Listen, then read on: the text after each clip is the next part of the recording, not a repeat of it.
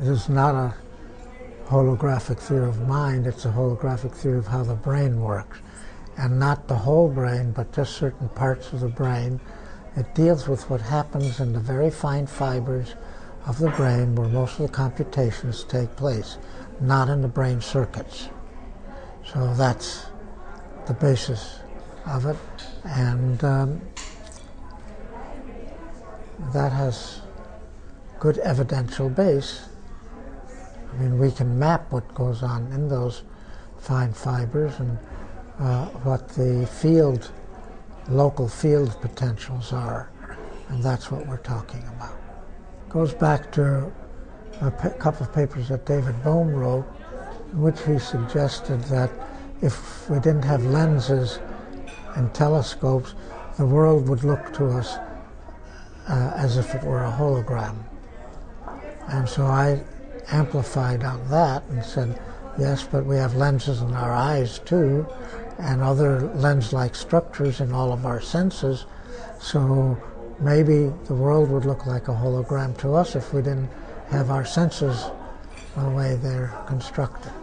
And maybe you can explain how the holograph works, actually. Well, you saw it. Yeah, but I mean... You take the lens out and everything is everywhere and every when.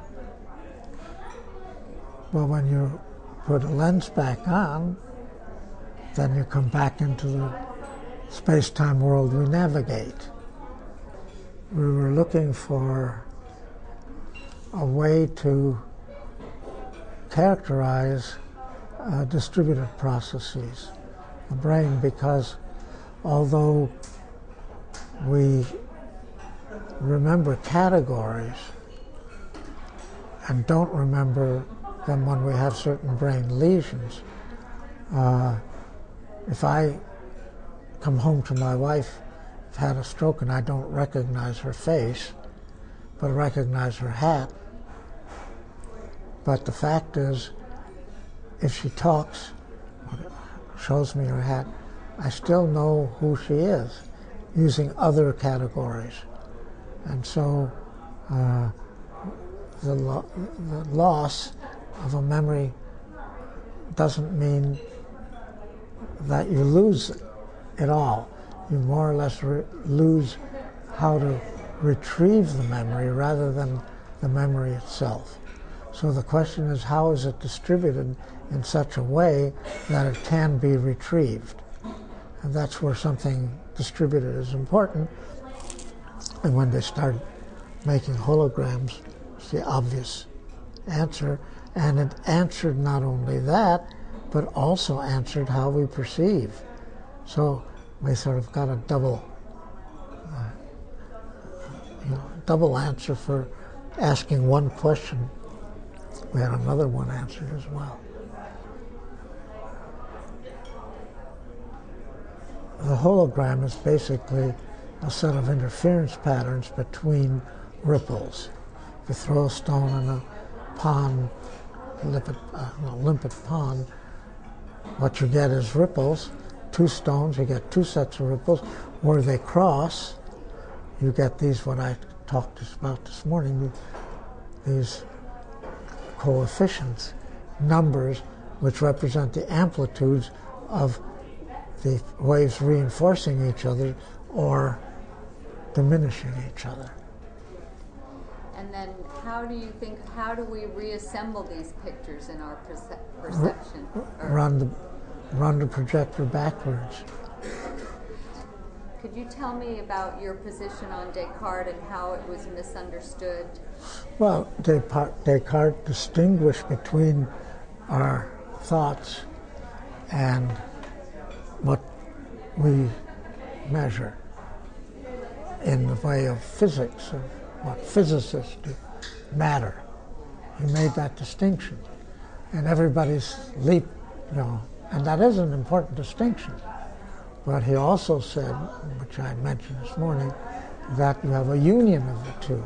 In everyday life, you don't go around saying, this is my thought, this is my chair, now I'm thinking about the chair, now this is a chair. These things come together all the time. They use zero-point energy, implicate order. It's the holographic, it's the spectral domain. I call it holoflux. And that's really what people were referring to when they said ether. Well, at that time, they didn't have the problem because they didn't worry about, in a magnetic field. People in the 19th century believed in fields. I just have a magnet here and a magnet here, and if they, I can move this magnet with this one. Gravity. Newton invented a term. He was a little unhappy about it because it was action at a distance. Well, so he put a name on it. People immediately began to thingify it. And well, now we know what gravity is. Nobody has an inkling. But in order for that to work, from here to here, action at a distance, what is it? How does it work? Since there's no water, no air, no medium, we have terrible trouble. And so the image comes up that there's somebody up on the sun with a pea shooter shooting photons down here because there's no waveform, which is ridiculous. So now we're bringing back some of the 19th century ideas that there is a medium. The medium isn't like water or air. And so now we can begin to say, oh, maybe there are waveforms. Maybe the medium is like a hologram, is a flux of some sort, and we have ways of at least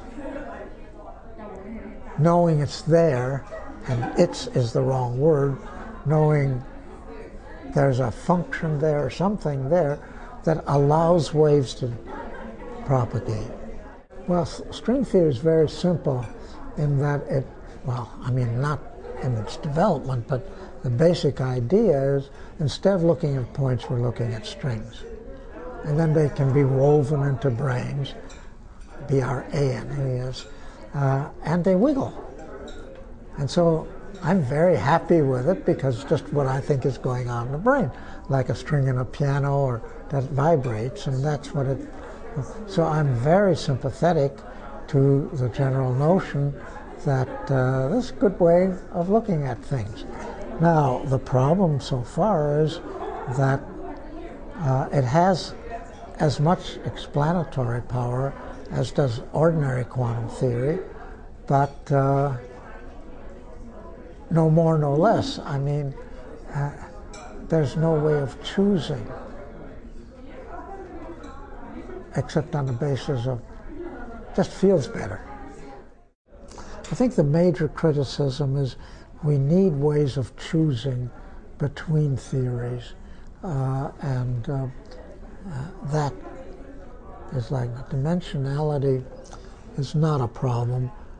Think about it, for instance, if I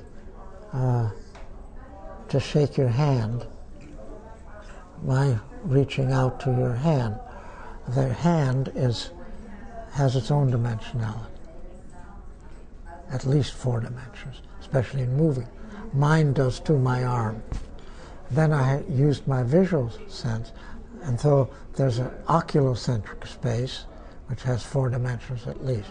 So just right there, we have oculocentric, egocentric, and object-centered spaces, each with 4 dimensions. That's 12 dimensions right there.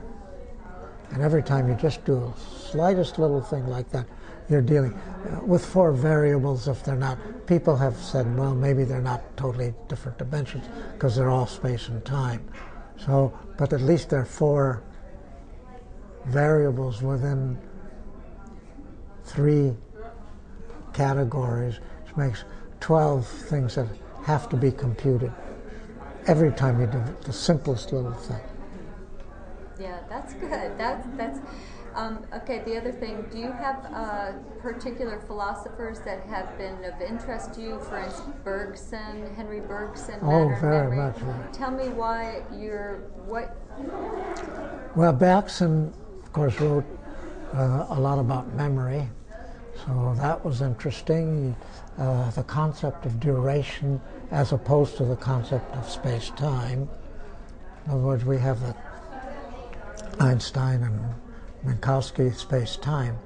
That is a matter of movement. Moving within space-time gives you the dimensions, because you can't move in space without taking some time. Takes time, you know, and vice versa. So that's one, and then, but durée is something else. And I've been sponsoring theses and stuff that about, you know, the difference. But the Greeks made a distinction. If I can remember the names now. Anyway, they did. They made that distinction. It's in my books and stuff. So that's another thing about Bergson. I liked his questioning, his approach to, you know, not getting caught in a box.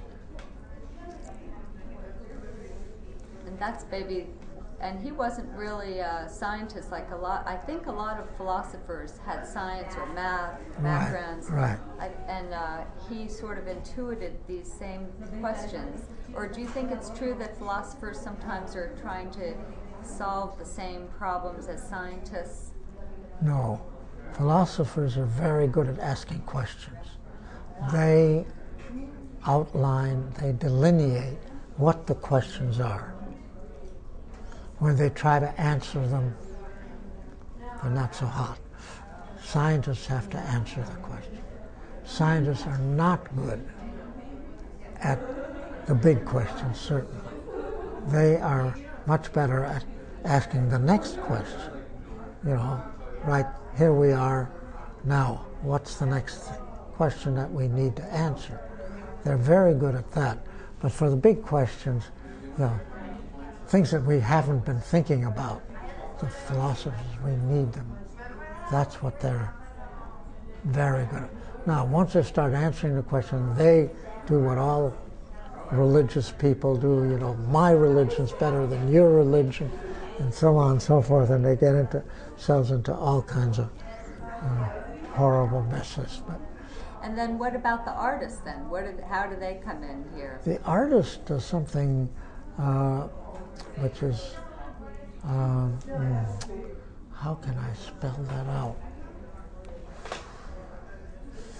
See, I don't distinguish artists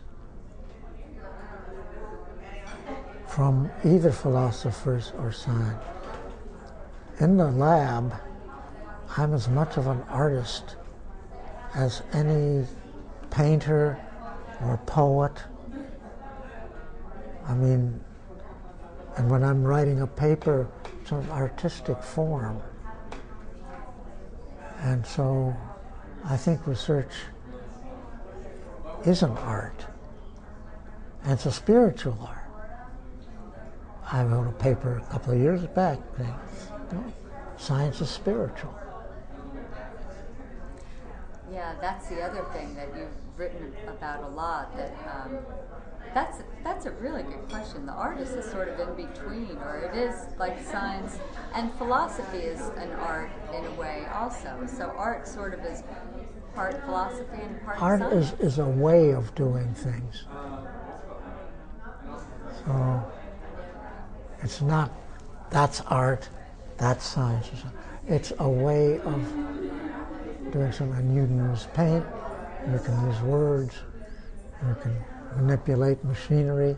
You've heard that, you know, isn't he an artist with that car, the way he's tuned it up and so on. Yeah. So why is science spiritual? Oh, I define spiritual as anything that you do which you aim to get into some larger context, whether it be religion, friends, social things, science, poetry, you know, whatever you're doing that gets you away from just your own little world into the larger world in quotes, whatever that means. Yeah. And so that's what I mean by spiritual. And in that sense, scientists are trying to tackle the cosmos, or trying to get into other people's brains, or in psychology, other people's psyches. When I'm writing, I feel I'm a throughput. You know? Yeah, and a lot of artists have said that, like Nati, that I'm like a medium that this is going through. And you really do feel like that when you're really, and it goes like that. I can be 14 hours sitting away and it all comes out, then I read it. And sometimes a year later I read it. Who wrote that, you know? Yeah. Or 10, 15 years later. Boy, I must have been smart then, you know? Yeah. And that's maybe an instance where the communication came through you as a medium. As the medium. Yeah, and that I was the material person, but you know, the communication is non-material, and non-local. So we're beginning to get ways of. It's not so much new something, just as in quantum physics you mentioned. The 1920s, early 30s, that's when the big breakthroughs came, and maybe a little before that in some respect. But, you know, nobody understood it. There's a, same with relativity. I have a little book about Einstein, written by Einstein, and it says, this book is for lay people, so that they can understand relativity. And the first page is beautifully written. Second page is full of equations for lay people. That's what Einstein was trying to tell lay people. You know, within a few paragraphs, they go into their own way of doing things, and nobody had a clue as to what they were talking. Yeah, the word entrainment comes up a lot of times. You can't entrain unless you have waves. And the waves. See, it's really getting back to fields and waves of the 19th century. We've thingified too much statistics and so on. All of the equations in statistics can be transformed into the wave, you know, Heisenberg matrices and Schrödinger equations are equivalent. But our thinking in the 20th century has been hampered by trying to think only in terms of things and statistics instead of waves. You can have, I mean, waves come in boom, boom, too.